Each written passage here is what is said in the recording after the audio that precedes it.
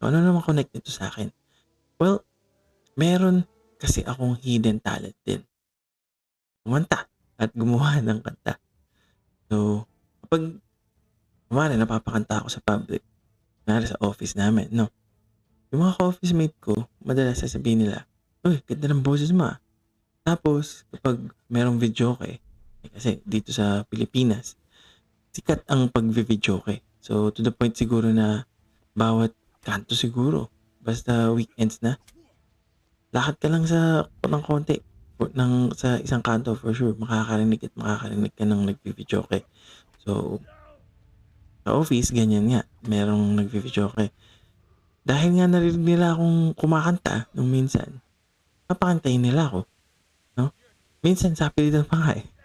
Naalala ko nung sa nasa Manila ako nun, nag-request kasi kami na umuwi ng medyo maaga, 'di ba, sa HR namin. Pauwi kasi ng probinsya yun, so malayo. Ang ginawa ng HR namin, kinakanta muna ako talaga, videoke yun. Yun daw yung condition para makauwi kami ng maaga. So, anong ginawa ko, siyempre kumanta na ako dun, 'di ba? Kasi sayang naman, kung yun lang naman yung dahilan para makauwi kami ng maaga, why not, 'di ba? Pero sa totoo lang guys, kapag may nagre-request sa'kin na kumanta, madalas pa sa madalas ang sagot ko, ayoko kumanta pre. Kasi kapag pinakanta ako sa events namin, kunwari sa office kunyari or mga kaibigan ko, madalang na madalang lang akong maging ano, eh, maging game na game. Kumbaga ayokong makilala kasi as isang tao na kumakanta. Ayokong makilala na nagpe-perform sa harap ng maraming tao, gano'n. And yung masaklap dito, kapag nasa bahay lang ako kunwari, nagpa-practice naman ako. Practice akong kumanta, nag-practice akong gumawa ng kanta, ganyan. Gumagawa ako ng lyrics, iniiba-iba ko lang yung lyrics ng mga kanta. I was a quick, wet boy diving too deep. Oh, ayun, hindi ko alam kung gaano kaganda yung ano niyan 'no, yung vocals ko diyan. Pero ayan, yan yung latest kong pina-practice na kanta, Flightless Bird.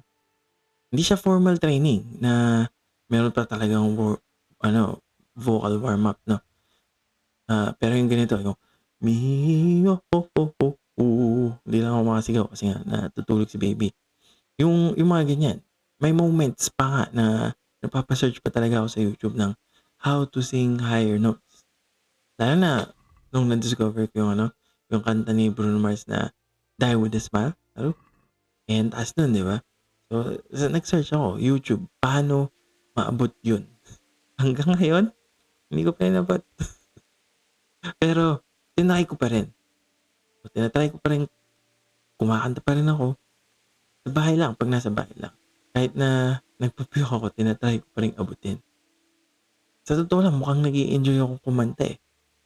Tsaka yung iniiba-iba yung lyrics, tsaka minsan gumagawa akong lyrics or gumagawa akong kanta to the point na nagpa-practice pa talaga ako.